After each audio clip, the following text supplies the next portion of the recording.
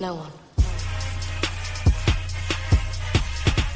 All right, what's going on, everybody? Keith Niebuhr of Gators Online, joined by Zach Albaverdi of Gators Online. This is our Monday show for Gators Online. It's our we take a look back at the game that was just played. You know, we do that rapid reaction show after the game, but you don't really have time to soak it in and rewatch it. You know, we're also tired as hell. That's right. Yeah. I mean, it's 11 o'clock at night. Now we've had time to digest it, to look at the numbers, to rewatch the game, to see what the fan base is saying out there. And so today we're going to go over the game again, just some of our big takeaways from what we saw Saturday in the Swamp too. But before we get going, Zach's got to do a quick ad read. So let's go. Absolutely. We will start off the show as we do each and every week with a shout out to Game Time. Obviously, college football season in its full swing. Huge win for the Gators this past weekend over Texas, and some more big-time matchups coming up on the 2025 slate. No, you don't want to miss any of the action, but sometimes getting your hands on tickets can be tough. Well, the Game Time app gives the advantage back to the fans. It's the hack for unlocking amazing tickets and experiences in a few taps. It's incredibly easy to use, and the Game Time guarantee means you can trust you'll get 100% authentic tickets on time and at the best price. Plus, fees are always included, so what you see is what you pay. There are no surprise fees at checkout, and you can get college football tickets for as low as $25. So take the guesswork out of buying tickets with Game Time. Download the Game Time app, create an account, and use the code ON3 for $20 off your first purchase. Terms apply. Again, create an account and use the redeem code ON3. That's ON and the number 3 for $20 off. Swipe, tap, ticket. Go download the Game Time app today. All right, Zach can attest that nobody loses their train of thought faster than I do. Before we were getting ready for the show, Zach was getting me to position my camera right so the sun wouldn't come in. And as soon as we started, of course, the sun came in and I totally blanked out. All right, so we've got a lot to talk about. I'm Keith Niebuhr, Gators Online. That is senior reporter Zach Albaverdi. The Florida Gators beat Texas, as you know by now, number 9 Texas at the time, 29-21 at the Swamp on Saturday. And Zach, that was as close. That's closer than a game should have been where one team really dominated the other. Florida was far better on both lines of scrimmage. Quarterback play superior, running back play superior. The linebackers were solid. The secondary, look, Florida gave up some plays late, but those were kind of catch-up yards. I thought Florida played a complete game, good on special teams. Some of the punts weren't great, but obviously that had to do with 20-mile-an-hour gusts. But the safety, really just a complete performance, and they could have easily won by 20 or more points. They played that well, I thought, Zach. Would you agree with that, or do you disagree? No, it was a complete game. I think to see all 3 phases of the team show up the way that they did, obviously offense, defense had been doing its thing, but even special teams showed up. The huge block by Taylor Spirito, and you think about it, his safety and then the 2 field goals by Trey Smack ended up being the point differential in the game. So you got what you needed out of the special teams department. The offense finally came alive with DJ Lagway finding his groove, with Dallas Wilson providing a spark, with Jaden Ball having a career-high game, and with the offensive line just really having its best, most dominant performance of the season, looking like the line that people thought it was going to be going into the year. And then defensively, I mean, just the stretch that they had after that touchdown, Keith, I was really impressed with the way that Florida responded each time that Texas scored, right? They get the second quarter touchdown that allows the Longhorns to get on the board after the Hayden Hansen fumble. Obviously, that put the defense in a tough spot. Hard to hold that touchdown drive against them. But after that first time that the Longhorns scored, Keith, the next 4 drives, just incredible defense from that unit. They had 3 straight 3-and-outs, and then the 4th series was a 4-and-out. They got 1 first down, but nothing after that, 4 plays and out. And then they give up another touchdown, obviously, in the 3rd quarter, and then they respond to that with back-to-back interceptions on 2 straight possessions that the Longhorns had. Obviously, you would have liked to see Florida get some stops there at the end. They did give up the 1 touchdown, But then, man, the way that they came back on that last drive of the game, Florida had 6 sacks, 4 in the fourth quarter, and 2 on that final drive. And, of course, that last one by George Gums effectively ended the game with the clock running out, Keith. So just so much to like about the performance from each phase of the game. It's funny. There's that light again chasing me wherever I'm going. It's funny, Zach, because every week we write stories when a team's losing, and the players and coaches always say the same thing. Doesn't matter who the players are. Doesn't matter who the coaches are. They always say, we got to execute better. And man, don't fans get tired of hearing that. I mean, believe me, they let us know, hey, guys, or hey, idiots, we're tired of reading about this. I mean, the comments aren't always kind toward us, and they get sick of it, and it's understandable.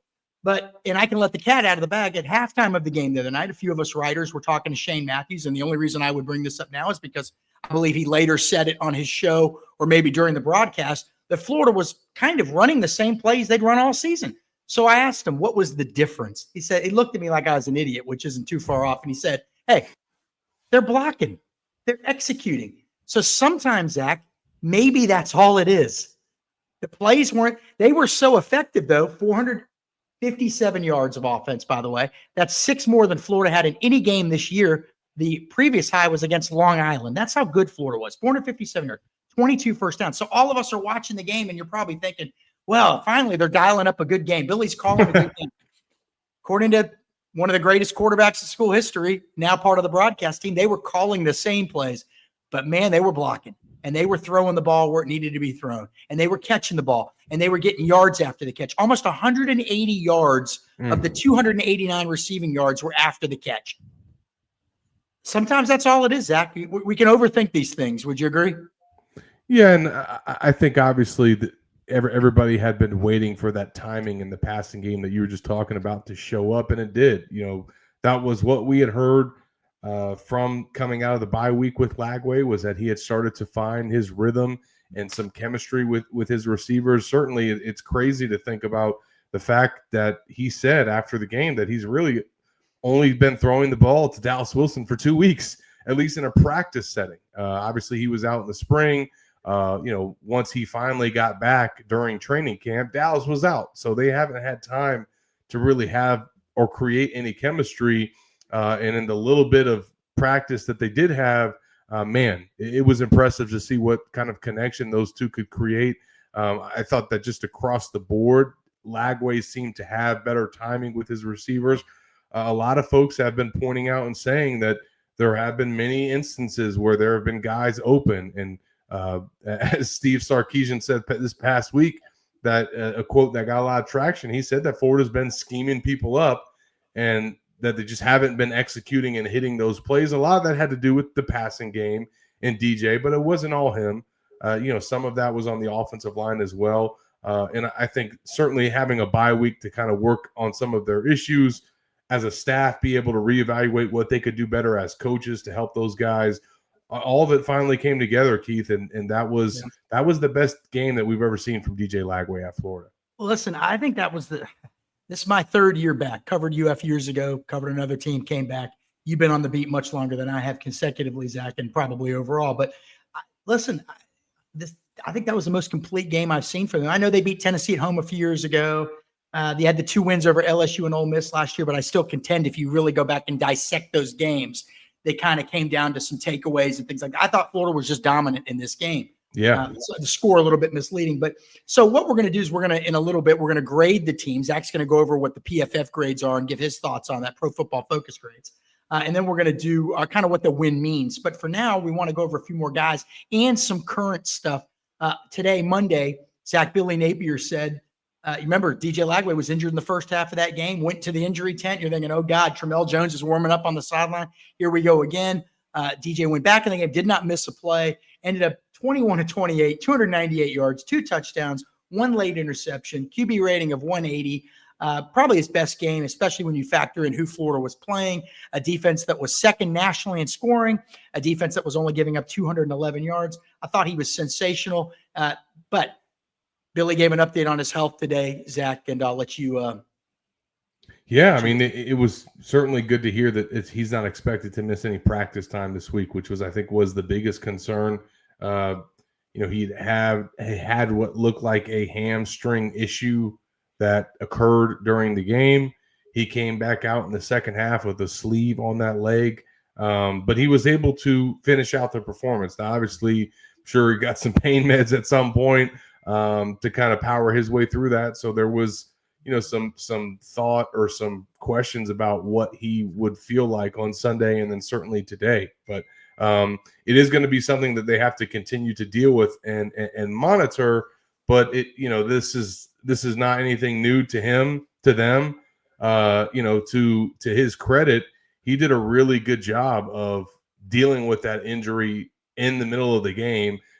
Finding a way to keep his composure and just being able to be in the pocket and stay there, even though he was having some issues having to move around and stuff. So it's something to monitor moving forward. But I'll be honest, Keith, I don't think that DJ has been fully healthy at any point this season. And I'll add this little bit of scoop, a little bit of nuggets here. Little scoop. Got a little scoop coming. While we're talking, Dallas Wilson is still not 100%, folks. And there was a lot of buzz out there about Vernell Brown III leading up to the game and whether he was going to play because there was some smoke that he had been banged up. I can confirm here on the Gators Online show that was true, that he was dealing with a little bit of a minor injury and obviously was able to return to practice last week and played. That's why he wasn't on the availability report.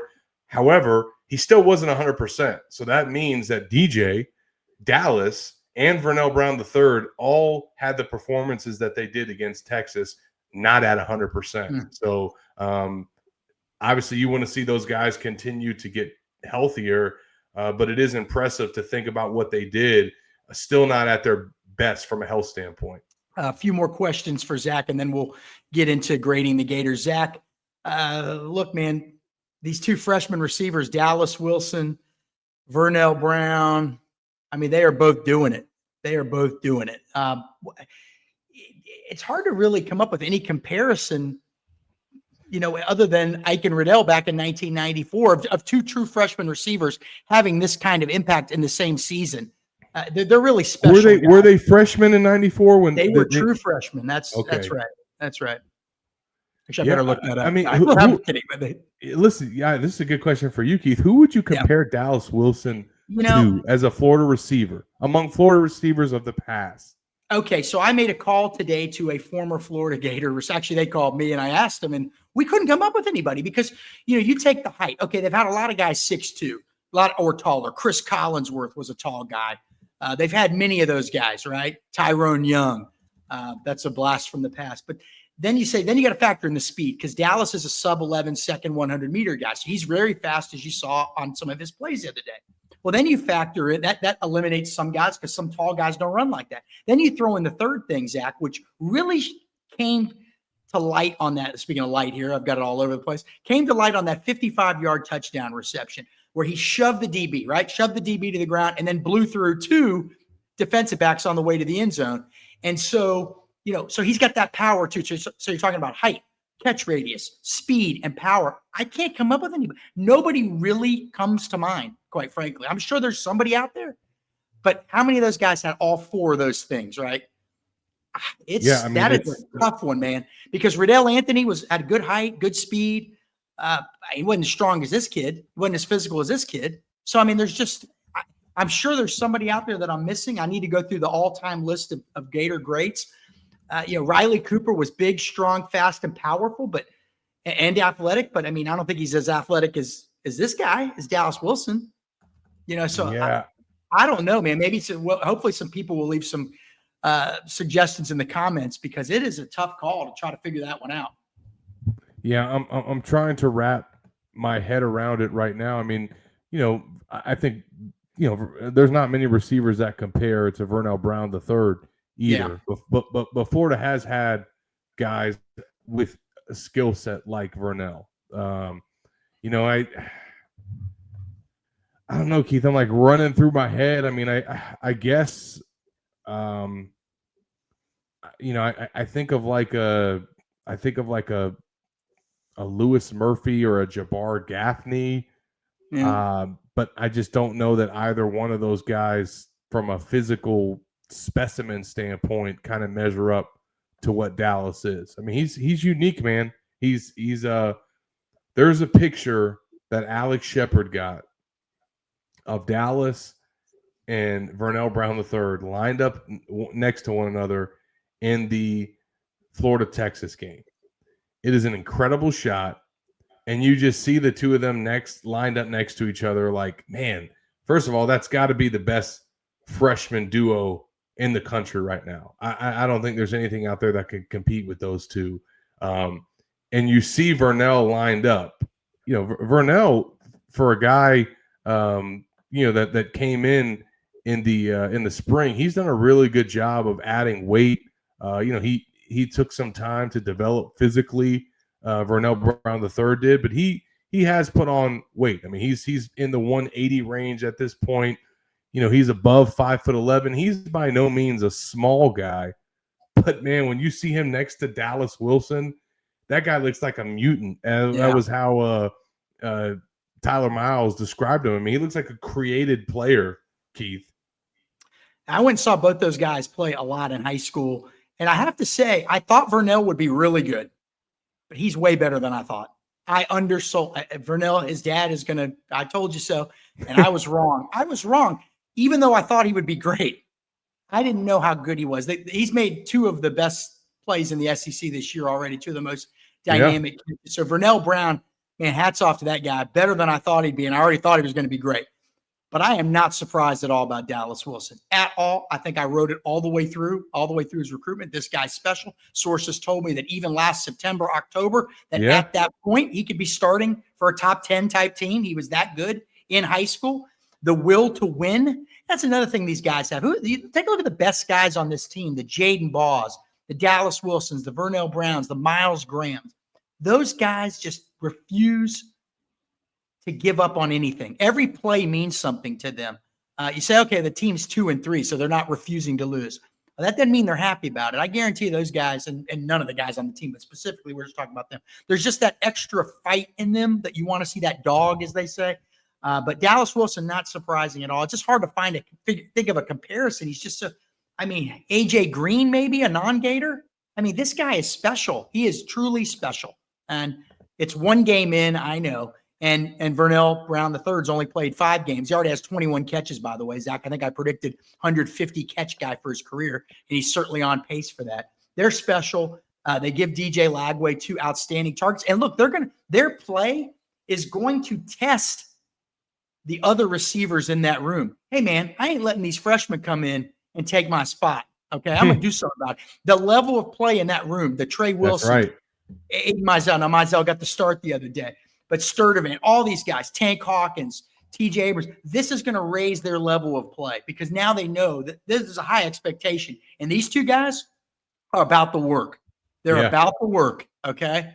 And I will say that was also one of the reasons why Vernell didn't start against Texas is because he had been out, and obviously Aiden Mizell made the most of that opportunity.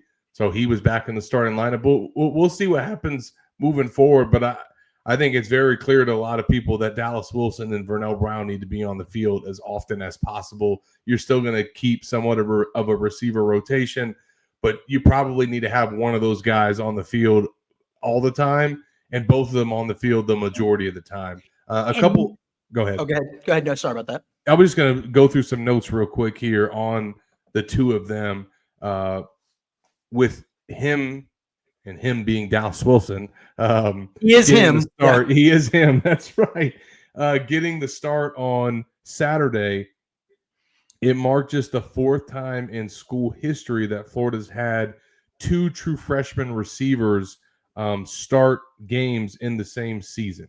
The other 3 times that happened was Tyree Cleveland and Josh Hammond in 2012, Ralph Andradas and LaTroy Pittman, that was 2012. Tyree Cleveland and Josh Hammond was 2016. And then way back in 2000, that must have been Chad Jackson and Kelvin Kite. They have Matt Jackson. I don't remember a Matt Jackson. There was a Matt Jackson, but I There was a Matt Jackson. Yeah, he was from Live Oak, I believe. If my memory's Oh, okay. right. So Matt Jackson and Kelvin Knight were the other ones that fall into that category. Interesting. And that was two true freshman receivers that have started games in the same season. Boy, I got to look that up. Riddell, Anthony, I killed 94 first season. Maybe I'm missing something. Maybe they didn't start. Now, you know what, Keith? Why you actually mentioned that's great that you do, because a lot of Florida's records for football, interestingly enough, only go back to 1996. You can go and search up and look farther, but like in their system, when they put out these stats, I'm pretty sure that all of them only date back to 1996, which is why it would make sense that Riddell and Ike would potentially slip through the cracks. And you're right. Riddell Anthony had 615 receiving yards as a true freshman, 5 touchdowns. That 615 was the school record for the longest until Antonio Callaway broke it. Okay. And then Ike Hilliard had 306 receiving yards and 4 touchdowns as a freshman, true freshman. And then obviously he went off 1,000 yards as a sophomore, 900 as a junior. Okay, so I was right. That's what it all about. But those other 3 duos that I mentioned, Keith. Yeah, I think that Dallas and Vernell are easily better than those 3. Yeah, and no offense to those. This will be the best 2 since Ike and Riddell. Look, these guys are great. We got a lot to talk about too. But one other freshman from the offense that we got to mention is Duke Clark. You know, Jacoby Jackson was injured. Duke Clark, who'd only played in 2 games, freshman from Tampa, got 9 carries, 38 yards, and you'll obviously talk about his Pro Football Focus grade. But, you know, Jaden Baugh got 27 carries for 107 yards. But Duke Clark coming in and being able to give him the win, the rest that he needed, kept Jaden Baugh fresh as long as, pretty deep into the game. And I thought that was significant as well. So a lot of good performances from some true freshmen and some true freshmen on defense too. Jaden Woods, another good game. Jeremiah McLeod, a solid game, So, all right, we got to do grading the Gators. Do we want to do, you want to jump right into that, or do you need to do an ad read first? We'll jump into this and then we can do the Modelo after that. While you're talking about the grades, so I'm going to try to get my camera right again. But what do you want to? How do you want to jump into that? Which side of the ball you want to do first? Well, we'll talk about that. We can talk about the grade in general, because I think I like they also give an overall grade. If you can believe it, Florida's last grade from PFF against the Miami Hurricanes was an F as a team. Their overall grade for this game was 81.3. So they got a B grade as a team. Again, remember what I've said about the PFF grades. Really hard to get in the 80s. If you're in the 70s, that's like above average. Not to say really hard to get in the 80s, but if you're in the 80s, you had a really good game as a player, as a team.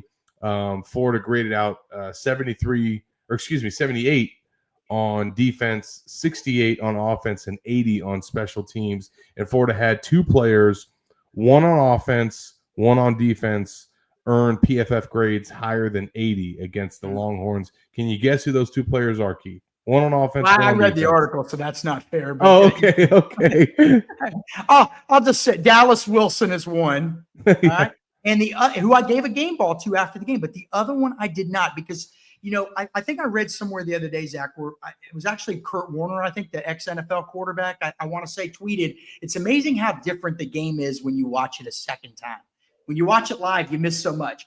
And I missed this performance, Tyreek Sapp. Yeah. I saw him making some plays, but I looked at the tackle sheet, and it was like 5 or 6 tackles. It wasn't anything that jumped off the page. But tell everybody about his PFF grade, because that does jump off the page. Yeah, I mean, he, as folks might remember, he was Florida's highest graded player last season, according to PFF, and had a 90 grade for the season as an edge rusher, which again that's rare air if you're in the 90 range for a season. Like you might get a 90 grade for like a game. To have a 90 grade for a season is pretty elite. So I will say that he had not came anywhere near that in some of his first few games this season. But he was up there in this game. He had an 87.3 grade against the Longhorns. By far his best performance of 2025, his highest PFF grade in the game this year. And he finished with a team high 6 tackles, had a tackle for loss. And really, Keith, I think right in there on that opening drive, he made I think he made the first tackle of the game. I have to go back and look. But he got in there early and just really helped set that tone on the defensive line, just kind of by the way that he was playing out of the gate. Yeah, he did have the first tackle of the game. And he just – that energy was there right from the jump, man. And I think that it was good to see the Gators get a game like that from him. On offense, who are some of the other guys that stood out in PFF's grades? Yeah, interestingly enough, Florida's top 5 players on offense were all wide receivers and running backs. Wow. If you can believe it or not, this freshman tandem that we've been talking about, Dallas Wilson and Vernell Brown III, they were Florida's 2 highest graded players on offense. Dallas Wilson had that 81.5 grade, Vernell Brown that 75.2. And then Florida's other 3 players in the top 5, Jaden Baugh, if you can believe it, Aiden Mizell, who got the start and was really kind of involved early there. He had 2 passes on the opening touchdown drive, including a 3rd down conversion, finished with 4 catches in the game. And then the guy in the 5th spot in the top 5 was Duke Clark. Great performance from him in that number 2 running back role. I knew that he would be involved in the game plan because Florida definitely uses its second back. I didn't necessarily expect him to get 9 carries. So that was great for him. 38 yards rushing. He did leave the game with an injury, Keith, and I know you can give the people an update on that right now because we didn't get one from Billy today. Yeah, well, look, this was as of Sunday, and things do change. And I hate sometimes when you report something, it's right when you report it, and you don't know how the future is going to go there. But Duke Clark obviously hurt his shoulder in that game, came out of the game. His father told us at Gators Online that he had an X-ray. The X-rays didn't show that there was anything significant, but they were going to eventually sometime this week have an MRI just to kind of get the overall picture of the shoulder. But he said, hey, if he can play Saturday against Texas A&M, he's a tough kid. He will. I can attest to that. In high school, he played hurt often, played both ways. Another thing that we saw out of a lot of these best players on this Florida team, Miles Graham, Jaden Baugh, there's Vernell Brown III. All those guys played both ways in high school. He's a tough kid. But again, as of Sunday, the father of Duke Clark was optimistic that his son would be ready for next week. But again, that's we won't find out really till Wednesday, Thursday.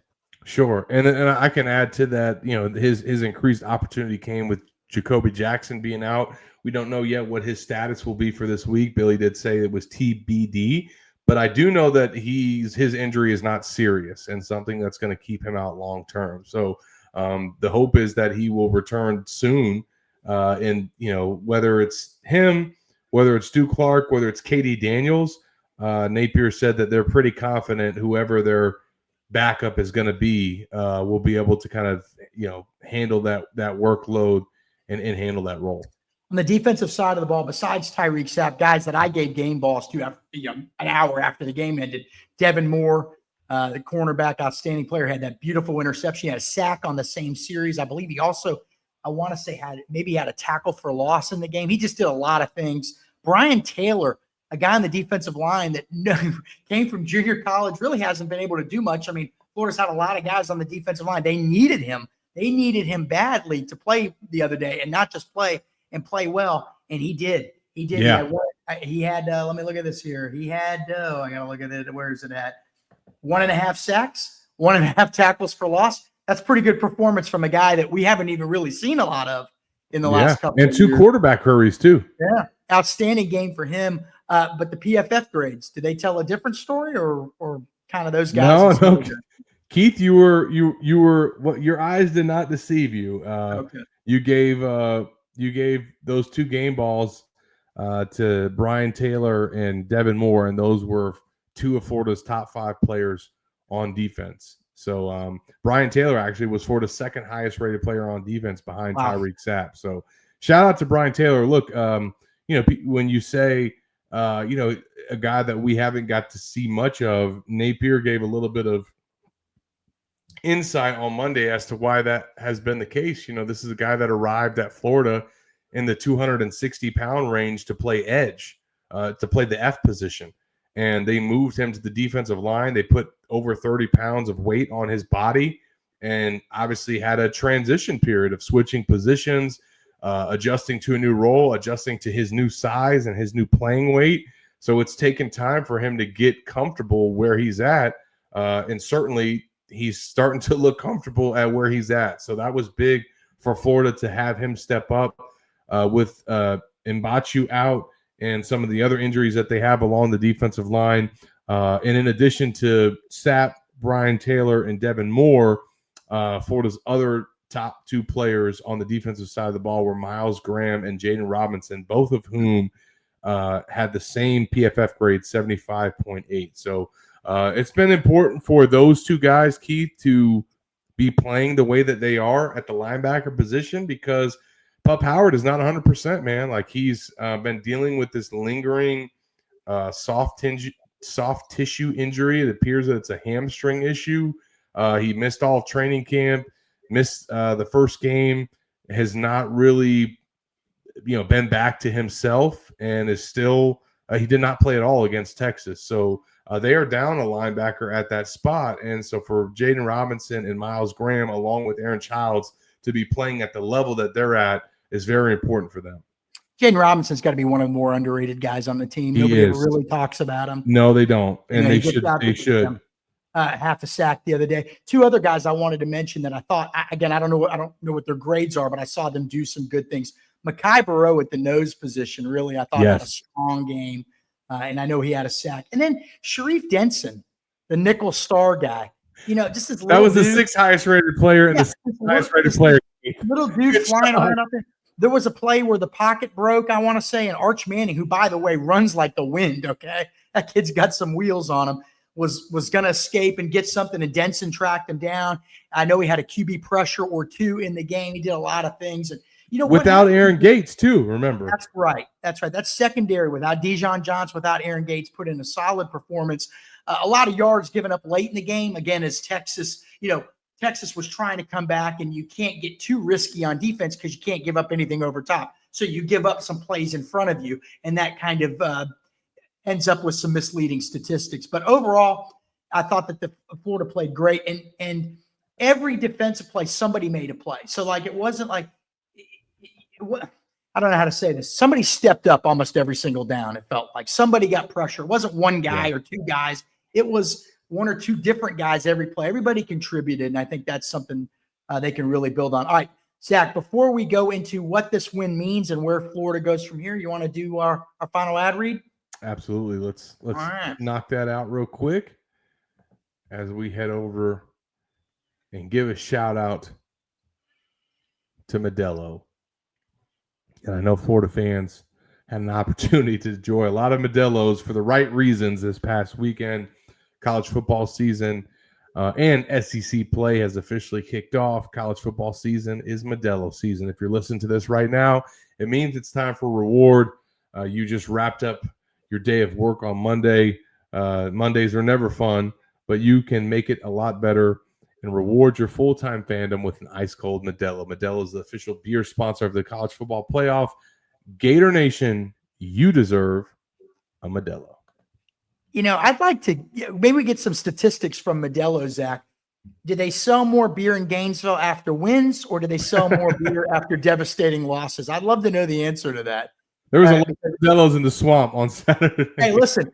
The other day was Parents' Weekend in Gainesville. I heard there were a lot of parents at those bars at 1, 2 in the morning, okay, reliving their youth. But a fun weekend in Gainesville. Just a hell of an atmosphere, a great game. It's funny, I read on, I think, our Texas site, somebody that was from Texas observed that it was sort of dead on campus before the game, and then it picked up in the stadium. And I would say, Zach, that I'll tell you what, let's go to Austin when they're 1-3 some year and see how excited people are before the game. But during the game and after the game, the swamp was lit. Gainesville was just going nuts. Just a great performance by the team. But where do they go from here, Zach? They go to College Station. So now another top 10 team. Texas A&M's number 5, Saturday night at 7 p.m. Eastern time on ESPN. Florida's got to build on this. Like Billy Napier said, this has got to be a multiplier. If this is a one-off, then the season is nobody's going to remember that game, quite frankly. And Billy's not going to be with the program next year to reminisce. Okay. So how do they make this a multiplier? What can they build off of this game? Yeah, I think offensively is the biggest thing. They really, I think, finally put it on tape to be able to show themselves what they can do, what they're capable of executing. And seeing is believing, right? So to be able to actually have put it on tape against, look, I know they're unranked right now, but they were the preseason #1 team. They were a team that was ranked very highly defensively coming into this game. I will pat myself on the back saying I wasn't sure how elite they were on defense based on who they had played. But I digress. We're not going to mention what I said. Yeah. It was still a very, very impressive way that they just found some answers offensively. And like, I think that's the biggest thing. Like they now have some go-tos that they can kind of lean on in terms of Dallas Wilson, in terms of what they were able to do in the run game, from an offensive line standpoint, from a pass protection standpoint. I think that it was also great defensively to just see another, like man, it is no fluke what that unit has been doing, man. They've done it against, I still go back to the USF game because they kept Florida in that game when the offense was struggling. They did it against USF. They did it against, obviously, Miami and LSU. And then once again, just a dominant performance. Probably shouldn't have allowed 21 points. And one of those, they got set up with a really tough possession. But the way that they were able to force 3-and-outs, turnovers, pressure on the quarterback, deal with the injuries that they've been dealing with and overcome those hey, it's all three levels of the defense, actually. Defensive line, linebacker with Pup Howard, and then certainly in the secondary. Sometimes when you take that many hits, there's going to be a drop-off on either side of the ball. And for Florida on the defensive side, that has not been the case, including losing your best defensive player in Caleb Banks. So there's a lot to like. There's still some things that I think that they can clean up on both sides of the ball. I think we were just going over the grades.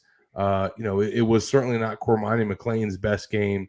And I think that being tested the way that he was, Billy said on Monday that he's the guy that gets kind of exposed in their defense with the coverages that they run. And they really put a lot on him that he's responsible for. So, look, this was only his second start. It was his first start ever in the swamp. Cormani McClain against Texas. He's still a guy that's new to this role that he's now been put in with Dijon Johnson's injury. I think he's only going to get better. You know how the DBs are, Keith. They have to have a short memory, and I thought it was great for him after giving up some touchdowns and giving up some big plays to still keep fighting through it. And at the end of the game, man, he almost had the game-sealing interception, and at the very least, he broke it up and caused an incompletion, which was a huge play in the game. So there's a lot of still stuff on both sides of the ball that they can get better at. Yeah, and there's differences between the cornerback positions. You got your boundary corner, your field corner, and Billy Napier basically said Cormani McClain had kind of made it seem like Cormani had the tougher of the assignments, more ground to cover. Which look, I mean that's a difficult position. A couple takeaways for me, or what it means for me, Zach. I think DJ Lagway or Florida now goes to College Station with a quarterback that's confident. This screen is killing me here, but a quarterback that is confident, right? DJ Lagway, I'm sure always believed in himself, but we would be foolish not to think that some self-doubt didn't creep into his head after the LSU game, or maybe even before the LSU game. Now he has gone out there. He's done it. This was, again, we think his best game as a Gator, something really for him positive to build off of. And the offensive line, I was a little surprised at the PFF grades, because the offensive line to me was dominant in this game. And I didn't think the PFF grades necessarily were reflective of that, or vice versa. But they played exceptional. He had a clean pocket, allowing him to be comfortable and to do what he does best. Okay, so now he's got his confidence back. And they're going to play a strong defensive line this week. And should pressure come, at least now he's more in sync with everything, right? And Billy Napier also credited his staff with creating plays that allowed DJ's first read to get open, made it a little bit easier for him. Yeah. He didn't have to go first, second, third. And if they can continue to do that, he gains more confidence, and then the second and third reads become easier. So it all works together. As in fact, Billy Napier said that. Everything was clicking. Jaden Baugh was getting yards after contact. The receivers were getting open, then making guys miss. The offensive line protected. It was just, and DJ made the throws and made confident throws. And so I think they take that with them. Now, the big concern at Texas A&M, and we'll get into this Friday, this is a team that is built sort of from the inside out. And they are strong on the offensive and defensive lines. Of course, we thought Texas was strong on the defensive line, and Florida mauled them. But we knew that Texas's offensive line had some issues. I don't think Texas A&M is going to have those same issues. So that presents an even greater challenge for Florida this coming week. But again, now, like you said, proof of concept. Now Florida has mixed in different defensive plans, right? Now they're different packages. Now they're blitzing defensive backs. They're doing all these things. That's going to give Texas A&M something to think about too. So I think Florida's in a good place psychologically. I think Florida's in a good place in terms of fundamentals and execution-wise. But now they need to go out and deliver again. The schedule is not doing them any favors, but at least they now know they can do it. It's one thing to think you can do it. It's another thing to know you can do it. And you mentioned this about Texas, no longer ranked. If Texas beats Oklahoma this week, they still theoretically can make the playoffs, right? There's still a lot of potential on that team. Do not be fooled. That was an excellent win by. Yeah, it was. It was. And I think for, them, moving forward as a unit, it's important, I think, to stay healthy, offense and defense. But for DJ, that protection that they provided against Texas needs to be replicated again moving forward. You've got to keep the pocket clean for him. You have to keep him upright, given his, injury history and just the fact that he's not been 100% and might not at any point get 100% this season. Keeping him protected is paramount, and that's something that they have to be able to build on moving forward. I think that they need to get Jacoby Jackson back in the run game, and then they need to keep all of their receivers healthy. They've had different guys at different times banged up. Saturday was the healthiest that they've been, and the most weapons that they've had available. And you saw how beneficial that was for them as an offense and for DJ when he had that many guys to throw to. So I think staying healthy is key. Obviously, you could say that every weekend with every team, but if Florida can do that and especially avoid any more major injuries on defense, I think they've got the lineup on both sides of the ball that they can contend moving forward in every single game. Obviously, this next one coming up is, in my opinion, it's not only the toughest game left on the schedule, Keith. It might be the toughest game that they have all year. It might be the best team that they play. And I know that they just played LSU and Miami, but I don't know, man. A&M might be better than Miami. Yeah, I would say if they were playing A&M in November, I would like Florida's chances better because that's usually the time of year where Texas A&M goes in the tank, right? Pretty much my whole life. Yeah. But no, they got a good team. They got a good head coach. We know the defensive coordinator, Jay Bateman. It's going to be a really good test. But again, now Florida has something that they now know they can beat good teams. It's one, like I just said, it's one thing to think it. Now they've done it. Zach, we've got to address the elephant in the room. Obviously, we've gone the whole show without talking about really too much about Billy Napier's job status. And so what did that win to you, in your opinion, do for him? I mean, I think he's still got an uphill battle. I think they still got to figure out how to win some games down the stretch. But that's my opinion. What's yours? Yeah, I think with the way that they won, and like you said, the way that they mostly dominated the game, like I was kind of thinking going into the last week that the next two games could decide his fate. That's what I was thinking. And I guess in hindsight, that was more along the lines of thinking a bad outcome. In other words, had he lost to Texas and Texas A&M, that might have been it. I think the fact that he won the Texas game, it extends that timeline. So in other words, if they lose on Saturday at Texas A&M, I don't think that's going to be the final nail in the coffin whatsoever. Like that win over Texas, a number 9 team, that extends to me where this thing goes and how much more time Billy has this year to try to turn this thing around. I think that had he not got a win over one of these next 2 Texas teams, he might not have made it to homecoming. Now I think he definitely makes it to homecoming. I think that he's got a chance now to try to get Florida back on track before the Georgia game. And then to me, for him to keep his job and for this thing to turn around, he's got to beat Texas A&M or Georgia. He's got to win one of those games.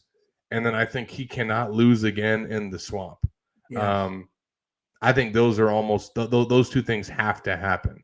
And then if he somehow got a win over A&M or Georgia, that might buy him one more loss on the road, but I don't think he can lose at home again. Interesting. He's kind of in that. It's amazing. They played so great. And look, you got to give the coaches credit too. I know there's people out there. I'm only going to give the players credit. Oh, wait a second. Come on, man. It's a team, man. The coaches did their part too. All right. We got to sometimes grow up here and just, what I mean? Like, just because you don't like somebody, let's try to take a step back and look at things as impartially as possible. In fairness to everybody. It was their game plan and the players executed. That is what you call a team win. The coaches are part of the team. So anyway, get off my soapbox here. But Billy's sort of right now, Zach, in that damned if you do, damned if you don't. So he would have been crushed if they would have lost. But they won, and then people immediately think, a lot of people, not all, well, man, why can't we play like that every week? So they start now that you've beat Texas, you can't come home and lose to Mississippi State. No. And he's dealing right now. Again, this is before your time and it's before my time. And I talked to an old-time Gator All-American today. He's now in that Doug Dickey territory where the unevenness, the ups and the downs, you want to celebrate the highs, but in your head, you're thinking, oh, God, what's coming next? What low is coming next? And unfortunately, that is where what the mindset of the fan base is right now, based on the last several years of the program. Go ahead, Zach. I wanted to ask you a question, but go ahead. Go ahead. Well, okay. So you and I both thought they would have had to lose big time the other day for Scott Strickland to entertain the idea of making a change after that game, like big 38-0, something like that. But what if Texas would have pulled that thing out at the end? Sure, like if they would have blown it. If they would have figured out, if Texas would have somehow won that game, I mean, what do you think happens? We're spitballing here. We're shooting. Yeah, it's hypotheticals. I still don't. Exactly. I don't think a decision would have been made. I think that might have decided probably his fate had he found a way to lose that game, but he didn't. So I mean, that's not what happened. I do think that he has to, again, going back to what I said, he's got to find a way to beat Georgia or Texas A&M to basically make up for losing to USF. Like, that's the only way I think Florida fans will forgive that is if you beat Georgia, or again, winning at Texas A&M, given the fact that they're number 5 in the country and undefeated, it's gonna be a huge deal to get that win. But to be honest, Keith, I think those are the only 2 games that Florida could still lose and people would be okay with.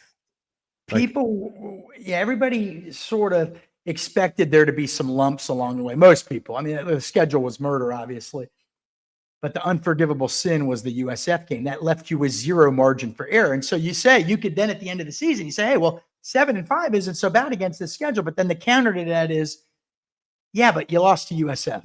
I mean, and USF very well may end up in the playoff as the group of 5. They're a good team. I get it. But it was so hard to kind of look past that. Notre Dame lost to Northern Illinois last year. How do you look past that? Well, they won every other game and made the playoff. I mean, that's how you look past that. But it just, it's tough. But I agree with you, Zach. They're going to have to win one Florida, Texas A&M or Georgia, one of those 2. Because if you lose both, that puts you at 5 losses after the Georgia game. I don't know that they let you coach all the way through at that point, quite frankly. Well, and if you finish, even if you went out and finished 7-5, is that a record that fan, going back to what we talked about earlier, the last show, is that a record that would have brought you back for 2026 going into the year if you said Florida's going to go 7-5? I don't know that it would. But man, if you find a way to win one of your two hardest games left on the schedule, and then try to run the table with that, you got a chance to go 8-4. And to me, that's the record, and that's the turnaround that it's going to take, to be honest. Well, and then that means that if they don't lose again during that stretch, now who knows? Maybe they beat Texas A&M and Georgia, but they lose at Ole Miss. Like who knows what it looks like? But like, if you don't lose again in the swamp, that means you're beating Florida State at home. You're beating Tennessee at home.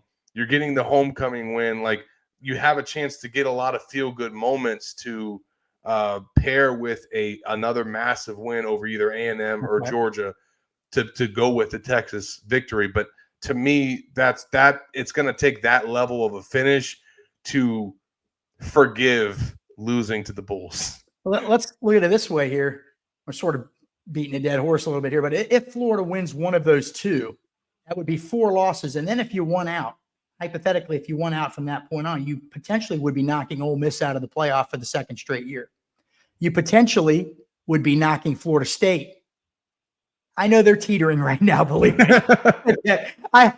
They probably have more losses coming, and quite frankly, may have a record similar to Florida's by that game. But let's just suppose, hypothetically, Florida State, with its toughest games out of the way, maybe 9-2 going to that game, needing a 10th win to make the playoff. That would mean knocking them out too. So those are significant wins. You would also, under that scenario, Zach, have a win over a second rival, which would be Tennessee. So there's still a lot left to play for, but it all starts, like, to me, it was the Miami game, and now it's this game. So much is it's either going to go this way or that way. After that, I think this is the one right now. And I know it's a tough ask for this team to go into College Station and win.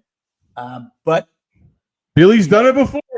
Look, I mean, Auburn had its chances against Texas A&M, and Auburn, quite frankly, isn't that great offensively. Notre Dame had Texas A&M up against the wall. That game was in Notre Dame. I get that, but they're beatable, just like Texas was beatable. They got an outstanding team. There's no question. Good quarterback, good running back, good offensive line, good defensive line, some former Gators on that team, good coaches, great fan support. It's going to be wild there, just like it was in the swamp. But if you can somehow figure that game out, you go to 3-3. Then you play Mississippi State at home. Then you have a week off for Georgia. You could be 4-3 with a week off going to Georgia. And that's what they need. That's what they need. This team is 4-3 going to Georgia. Georgia is going to be feeling it, man. Okay, because their margin for error to make the playoffs after that loss to Alabama now slides a little bit too, and they still have some tough games left. They've got to play at Auburn this weekend. They've got to play Texas.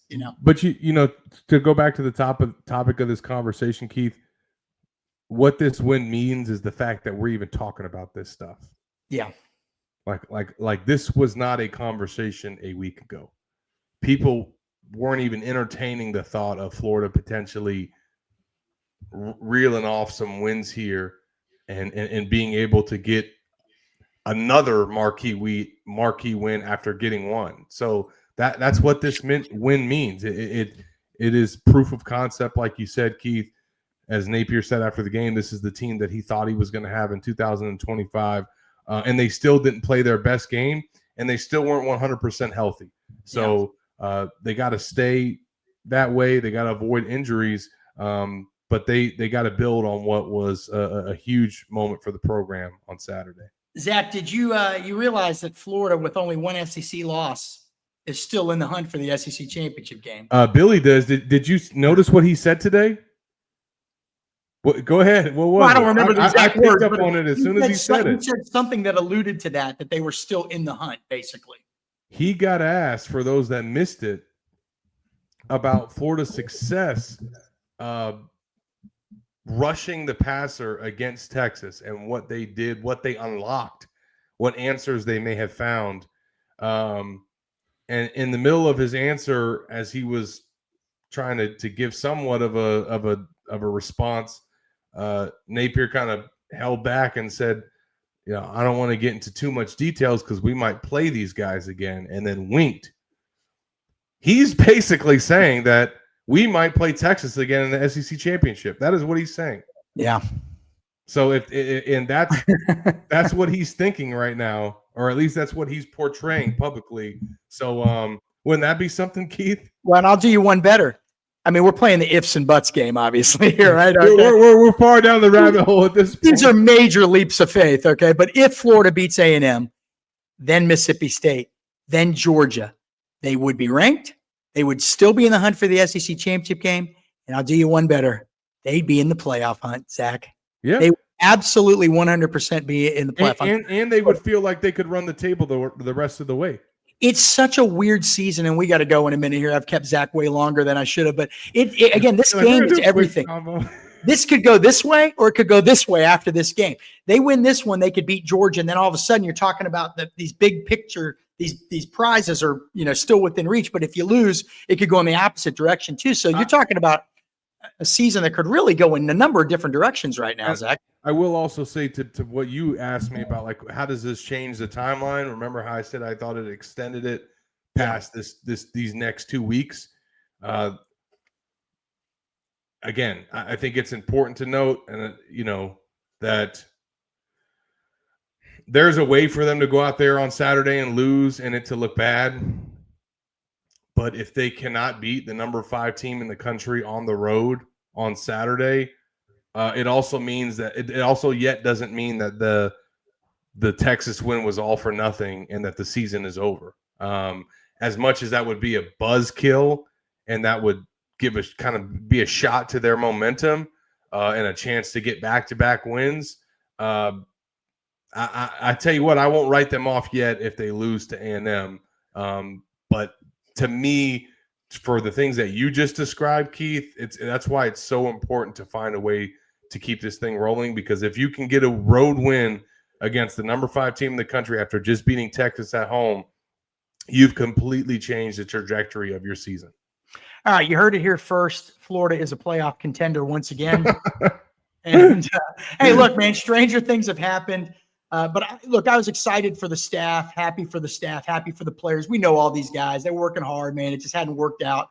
And on that Saturday in the Swamp, it worked out. It was a fun day. Everybody I know that went to the game just had an absolute blast. If you like what we're doing, go down below, hit the like button and the subscribe button. Make sure you go to GatorsOnline.com for more great content. Zach's got a really nice feature up on Dallas Wilson. It's a hell of a story, Zach. The guy has suffered some personal tragedy. His mother was murdered when he was in high school. He has dealt with a lot in his life. I encourage everybody to go read up on Dallas Wilson. Lisa's son. That's right. For Zach Albaverdi, I am Keith Niebuhr. This is the Gators Online Show. Everybody have a fun and safe week and get ready for that big game in College Station on Saturday. We'll do it again Friday. Take care, guys.